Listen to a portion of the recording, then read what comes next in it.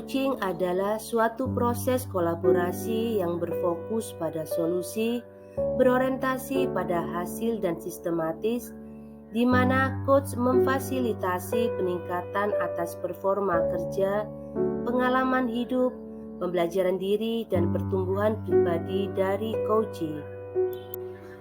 Setelah berperan menjadi coach dan coachee, maka kali ini saya akan berperan sebagai pengamat atau observer. Tugas saya adalah mengamati proses coaching yang dilakukan oleh 2 orang rekan CGP saya. Assalamualaikum warahmatullahi wabarakatuh.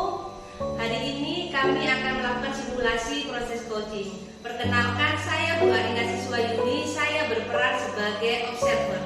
Dan saya Wida Astuti, di sini saya berperan sebagai coach. Dan saya Bulena Turun Farido sebagai coachee. Selamat menonton. 3 langkah yang akan saya tempuh sebagai seorang observer yaitu: yang pertama, pra-observasi. Yang kedua, observasi atau mengamati proses coaching dan mencatat hal-hal yang diperlukan untuk refleksi. Lalu yang ketiga, pasca observasi. Pada tahap pra-observasi yang saya lakukan yaitu: 1. Menanyakan kabar atau menyapa coach. 2. Menanyakan apakah coach sudah mengetahui dan membaca rubrik penilaian. 3. Menanyakan kompetensi yang ingin dicapai oleh coach. 4. Indikator apa saja yang akan dikembangkan dalam proses coaching. Assalamualaikum Bu Wida. Waalaikumsalam Bu Arina.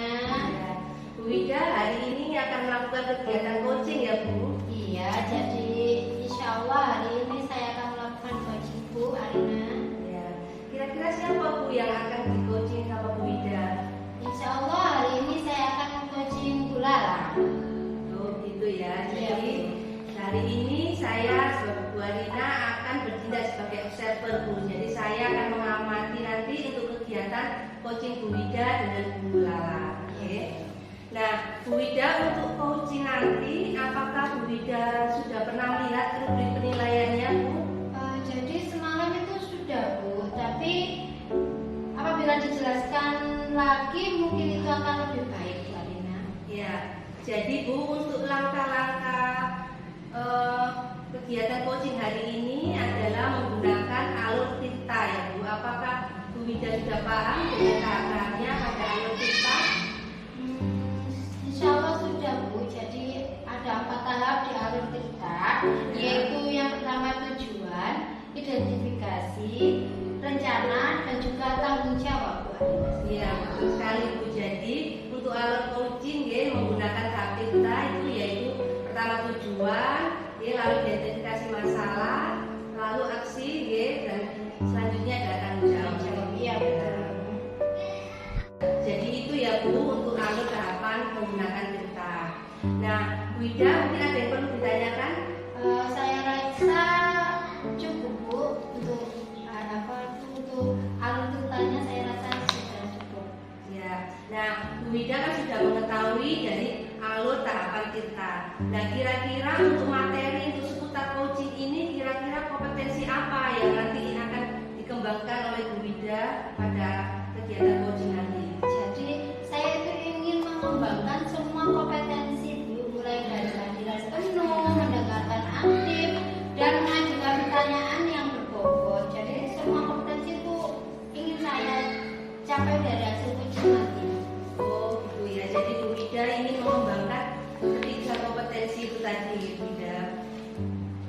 Oh ya, jadi Bu Wida ingin mengembangkan semua kompetensi ya Bu. Iya betul sekali Bu Arina, agar saya itu benar-benar bisa melakukan coaching dengan baik. Ya. Lalu Bu Wida, kalau misalkan secara spesifik ya, kompetensi apa yang mungkin ingin diobservasi hari ini? Begini Bu, saya itu ingin kompetensi mengajukan pertanyaan yang berbobot, yang diobservasi, karena menurut saya itu kompetensi ini yang paling sulit dan juga mendasar, sehingga harus terus saya asah gitu loh Bu. Ya, jadi Bu Wida karena Bu Wida merasa itu adalah salah satu yang paling sulit, kompetensi yang sangat sulit. Betul sekali Bu Arina. Iya. Lalu Bu Wida kalau membahas kompetensi, kira-kira indikator apa mungkin yang akan diinginkan oleh Bu Wida nanti dalam proses coaching nanti? Jadi indikator pencapaian untuk mengajukan pertanyaan berbobot itu, yang pertama yang ingin saya capai yaitu mendengarkan aktif. Yang kedua yaitu membantu coach menemukan sendiri dari solusi dari permasalahannya tadi. Dan yang ketiga yaitu bersifat terbuka dan eksploratif. Struktur kalimatnya terbuka, membuat coach itu harus menjawab sambil berpikir. Dan yang terakhir yaitu diajukan pada momen yang tepat. Jika terburu-buru itu dalam mengajukan pertanyaan dan ditanyakannya itu, coach itu harus dapat memproses seperti itu loh Bu. Oh iya. Oh begitu. Baiklah Bu Wida, berarti Bu Wida ingin mengembangkan indikator ya Bu, yaitu pertanyaan berbobotnya, yaitu dengan mendengarkan aktif, lalu membantu coaching, pertanyaan yang bersifat terbuka dan diajukan pada momen yang tepat ya Bu. Iya benar sekali Bu Arina. Iya. Baiklah Bu, kalau begitu Bu Wida bisa bersiap-siap untuk melakukan coaching dengan Bu Lala. Semangat ya Bu Wida. Semangat Bu Arina. Terima kasih ya Bu Arina. Sama-sama Bu Wida.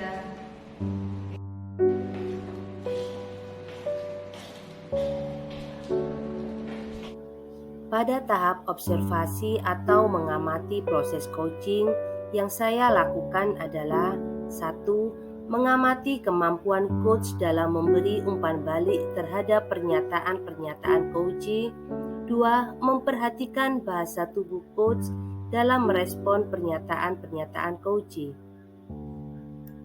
Assalamualaikum Bu Lala, bagaimana kabarnya hari ini Bu Lala? Waalaikumsalam, alhamdulillah baik Bu, kabar saya. Alhamdulillah ya Bu Lala, kalau kabarnya baik, tapi kelihatannya murung sekali nih Bu Lala. Iya Bu Wida, dari kemarin itu saya ingin cerita sama Bu Wida. Saya belum ada waktu. Apakah hari ini ada waktu Bu Wida? Iya, jadi hari ini mumpung anak-anak kan sudah pulang. Iya Bu Lala, hari ini saya ada waktu, mumpung anak-anak juga sudah pulang. Jadi sebenarnya apa nih yang mau dibicarakan sama Bu Lala? Jadi gini Bu, saya itu kepingin sharing tentang situasi anak-anak yang ada di kelas saya Bu. Jadi situasi di kelas saya itu kayak sunyi, terus kayak sepi gitu loh Bu. Anak-anak itu pada diam semuanya, seperti takut gitu loh Bu menjawab semua pertanyaan dan kayak kurang aktif gitu Bu. Oke, jadi begitu ya. Berkaitan dengan perasaan Bu Lala sekarang ini ya, apa yang Ibu harapkan dari hasil diskusi kita saat ini? Jadi Bu, yang saya harapkan dari diskusi saya hari ini adalah untuk mencari solusi Bu dari permasalahan yang ada di kelas saya. Kalau boleh saya tahu nih Bu Lala, permasalahan yang dihadapi Bu Lala itu sekarang apa ya? Sehingga Bu Lala itu kok merasa gak nyaman gitu loh. Jadi begini Bu Wida, saya kan mengajar di kelas 5. Kebetulan tahun ini murid saya cuma 9 anak Bu. Sebagian besar anak-anak itu kurang aktif dan kurang berani dalam berpendapat, sehingga situasi kelas itu kurang hidup gitu loh Bu. Oke, jadi masalah murid gini ya Bu Lala ya. Kira-kira kalau rentangnya tingkat keaktifannya berapa persen nih Bu Lala anak-anak?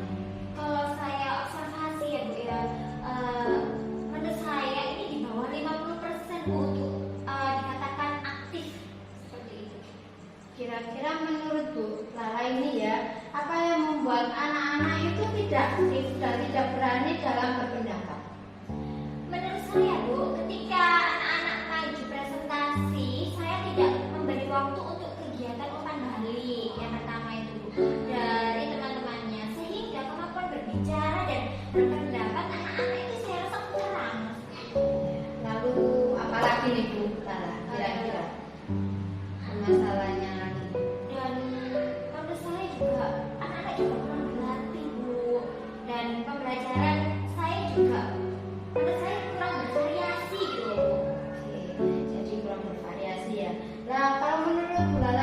bagaimana solusi agar kelas itu bisa aktif dan juga menjadi bervariasi. Saya akan berusaha setiap ada presentasi siswa untuk meminta anak-anak untuk memberikan umpan balik kepada temannya. Saya juga akan membuat pembelajaran saya bervariasi. Kalau begitu, apa rencananya Bu Lala nanti?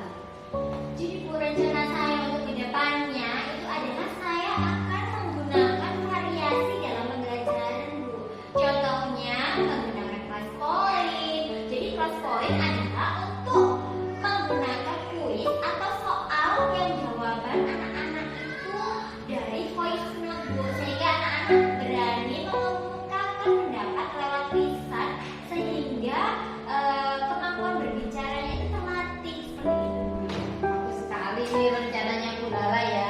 Lalu bagaimana jika masih ada? Jika ya Bu Lala itu masih ada siswa yang takut dalam mengungkapkan pendapatnya di kelas. Jadi jika ada anak-anak yang takut Bu ya, saya akan memotivasinya secara personal. Saya akan mendekatinya Bu dengan mengajaknya berdiskusi secara dua arah dengan intens. Bagaimana Bu Lala kalau tingkat keberhasilan? Bagaimana Bu Lala tahu tingkat keberhasilan dari rencana yang sudah diproses Bu Lala ini? Jadi dengan meningkatkan jumlah anak yang aktif di dalam pembelajaran dan mereka tidak merasa takut lagi Bu dalam mengungkapkan pendapat. Nah sekarang kira-kira komitmen apa yang Bu Lala mau lakukan untuk aksi nyata nanti? Insya Allah saya akan berusaha konsisten dalam menjalankan rencana yang sudah saya buat Bu, dengan tidak lupa juga melakukan refleksi. Oke, jadi kira-kira dari rencana ini siapa saja yang mau dilibatkan? Insya Allah Bu, saya ingin melibatkan orang tua atau wali murid dalam menjalankan rencana aksi ini karena siswa membutuhkan izin orang tua untuk membawa handphone. Oh iya, jadi saya sependapat dengan Bu Lala nih. Jadi memang anak tidak bisa lepas dari peran dan izin dari orang tua. Nah, bagaimana perasaannya Bu Lala saat ini? Apakah masih bingung? Perasaan saya alhamdulillah ya Bu ya, dari kita ngobrol dan diskusi hari ini itu saya sudah lega sekali Bu. Terima kasih ya Bu Widaya sudah mau saya ini waktunya ini loh Bu. Iya, terima kasih juga sama-sama Bu Lala. Jadi dari hasil kucing ini sudah menemukan ya solusinya ya dari permasalahannya Bu Lala tadi ya. Iya Bu, terima kasih. Ya, saya tunggu hasilnya nanti bagaimana setelah Bu Lala menerapkannya tadi ya. Iya Bu. Mas Bu Widaya. Waalaikumsalam Bu Lala. Tetap semangat ya Bu Lala. Pada tahap akhir yaitu tahap pasca observasi, yang saya lakukan adalah 1. Menyapa coach dan memberi ucapan selamat atas selesainya proses coaching. 2. Menanyakan apa yang sudah dilakukan pada saat melakukan coaching yang menjadi indikator ketercapaian pengembangan yang diinginkan. 3. Menyampaikan hasil observasi saya terkait dengan proses coaching yang telah coach lakukan tadi. 4. Menanyakan pada coach kompetensi apa lagi yang ingin dikembangkan selanjutnya.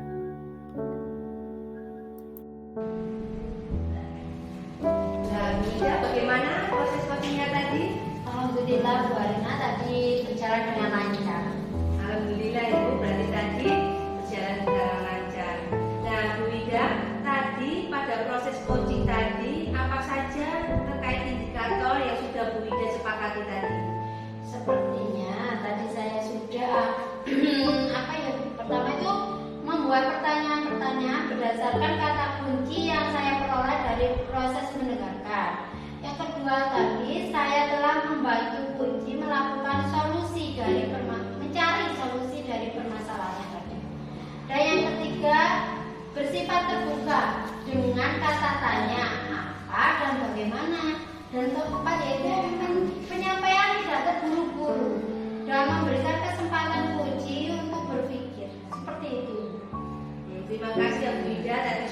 melakukan refleksi diri tadi terkait indikator yang sudah kita sepakati bersama, ya. Ya, sama-sama Bu Arina. Nah, Bu Wida, sebelumnya saya menyampaikan observasi ini. Ya, oke Bu Wida, jadi saya akan menyampaikan hasil observasi saya tentang hasil coachingnya Bu Wida tadi dengan Bu Lala, ya. Dari hasil catatan saya ini tadi, bahwa Bu Wida tadi sudah mengajukan pertanyaan, ya, yang sesuai tujuan.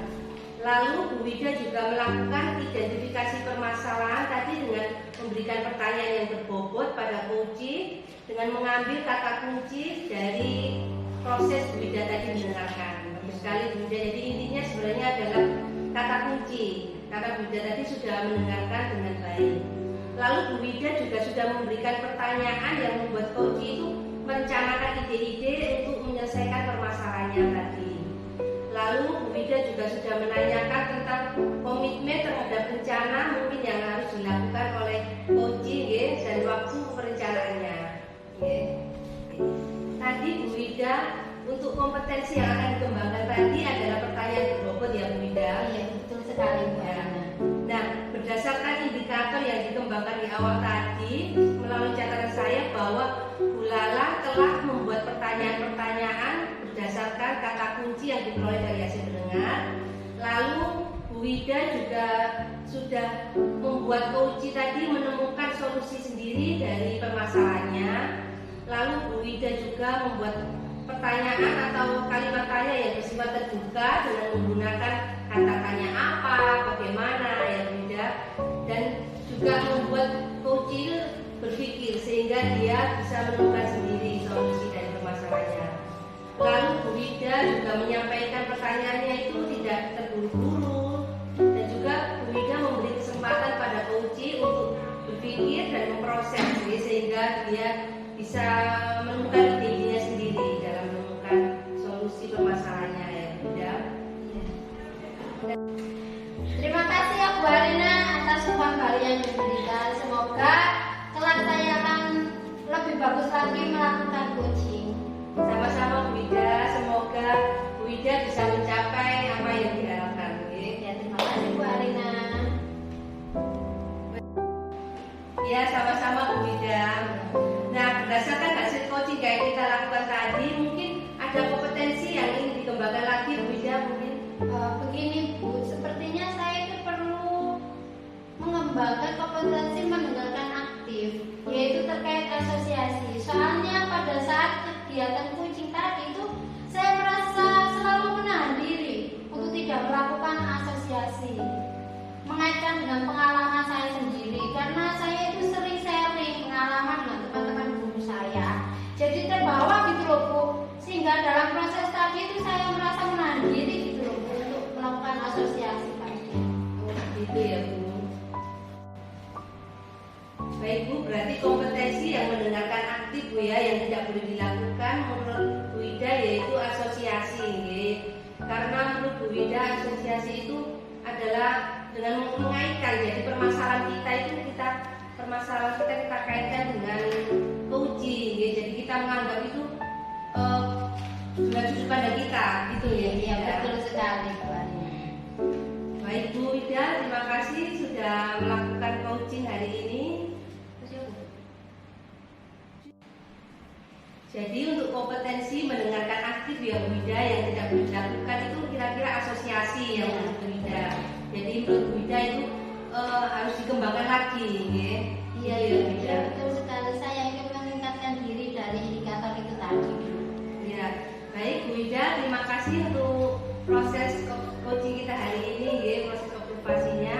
Terima kasih ya Bu Wida. Ya, terima kasih juga Bu Arina sudah memberikan motivasi dan juga observasi hari ini. Terima kasih ya Bu Arina. Ya, tetap semangat ya Bu Wida. Semangat Bu. Setelah mengamati proses coaching yang telah dilakukan oleh Bu Wida dan Bu Lala, ada beberapa hal yang menjadi catatan saya. Yang pertama, bahwa setelah melakukan proses coaching, Bu Wida melakukan refleksi diri bahwa dia sudah membuat pertanyaan berdasarkan kata kunci yang dia peroleh dari proses mendengarkan. lalu memberikan pertanyaan yang dapat membantu coach mengingat dan merangkai fakta agar lebih memahami yang terjadi pada dirinya, sehingga pada akhirnya dapat menemukan ide-ide dari coach sendiri. Lalu bersifat terbuka dengan kata tanya apa dan bagaimana, dan juga menyampaikan tidak terburu-buru dan memberikan kesempatan coach untuk berpikir. Yang kedua, saya menyampaikan hasil observasi saya terkait dengan proses coaching yang telah dilakukan tadi. Berdasarkan hasil catatan saya, Bu Wida tadi sudah memberikan pertanyaan tentang tujuan yang ingin dicapai coach setelah percakapan. Lalu Bu Wida juga sudah melakukan identifikasi permasalahan dengan memberikan pertanyaan yang berbobot pada coach dengan mengambil kata kunci dari hasil proses mendengarkan.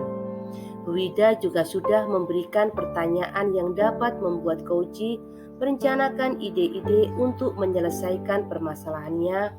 Lalu Bu Wida juga sudah menanyakan tentang komitmen terhadap rencana yang dibuat dan juga waktu perencanaan pelaksanaan oleh coach, dan ternyata membuat coach menjadi yakin akan keputusan dan solusi yang diambil.